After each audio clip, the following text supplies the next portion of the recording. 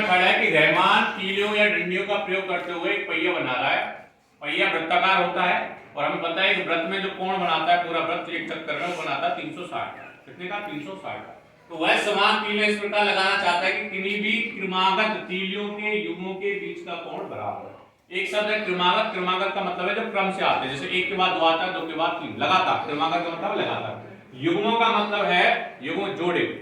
तो यहाँ ये चित्र दे रखा है, जैसे यहाँ देखिए ये पूरा चक्कर करेगा तब तो बनेगा 360 का। अब इसमें 4 1 2 3 4 तीली है।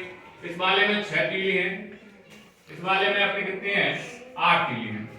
अब एक सारणी देके निम्न सारणी को पूरा करके उसकी सहायता हमें करनी है कि तीलियों की संख्या है 4, तब आ रहा है 90 डिग्री का, 6 है तब 60 का, 8 है तो तब कितना आएगा, 10 है तब कितना आएगा, 12 कितना आएगा। तो ध्यान से यदि हम देखें इसमें ध्यान से देखिए कोण का जो है एक तरह से कोण किस प्रकार निकाला रखा है उन्होंने कि जो पूरा को चक्कर करने में जो कोण है यानी 360 उसमें इन तीलियों की संख्या का भाग दे दिया। यानी कोण एक तरह से क्या है, कोण निकालने का सूत्र 360 बटे तीलियों की संख्या।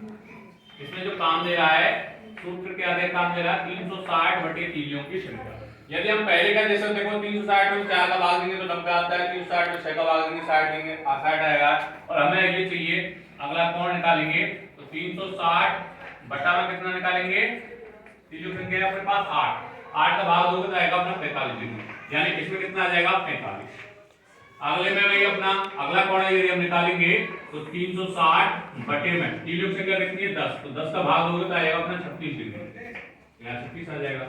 और अगले में अगला यदि हम कोण निकालें तो कोण क्या है 360 बटा तीलियों की संख्या 12, 12 का भाग दोगे तो 12 की 36 यानी 30 डिग्री आ जाएगा, यहाँ 30 डिग्री आ जाएगा।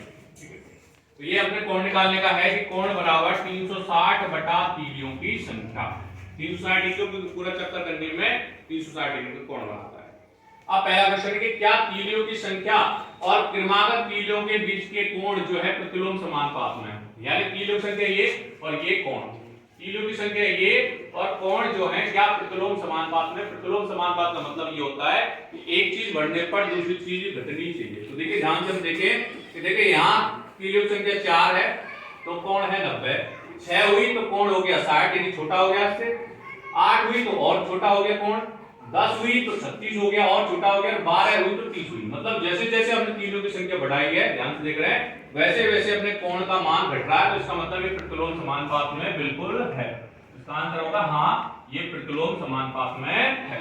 इसका आंसर होगा हाँ। तो कह रहा है 15 तीलियों वाले एक पहिए के, तो पहले का आंसर तो अपने को मिल गया कि भाई यहाँ ये प्रतिलोम समानुपात में, क्योंकि जैसे जैसे हम तीलियों की संख्या बढ़ा रहे हैं वैसे वैसे कोण का मान छोटा होता जा रहा है। दूसरा है कि 15 तीलियों वाले, यदि तीलियों की संख्या 15 है, किसी पहिए के क्रमागत तीलियों के किसी योग कोण ज्ञात कीजिए। तो कोण का सूत्र लगा देंगे। इसका देखिए सेकंड में क्या दे रखा है, तीलियों की संख्या कितनी है अपने पास, तीलियों की संख्या जो है वो है अपने पास 15। तब यही सूत्र लगाएंगे कोण का। कोण क्या होगा 360 बटा 15, 15 का भाग दीजिए, 15 गुना 30 और 15 चौका 60 यानी 24 डिग्री इसका आंसर आ जाएगा। सेकंड का जो आंसर आएगा वो आएगा अपने पास 24 डिग्री, क्योंकि सूत्र क्या है अपने पास कोण का, कोण बराबर 360 बटा तीलियों की संख्या। तीलियों की संख्या कितनी है अपने पास दे रखी है 15, दूसरे का आंसर आ जाएगा 24 डिग्री। अब इसका हम तीसरा देखें कि यदि क्रमागत तीलियों के बीच प्रत्येक के बीच का कोण दे दिया है तो आवश्यक तीलियों की संख्या ज्ञात कीजिए। तीसरे में हम ध्यान से देखें, इसको चाहे हम ऊपर कर सकते हैं, इसको थोड़ा सा ऊपर कर लेते हैं यहां से मिटा के, सूत्र वही लगाएंगे कोण का।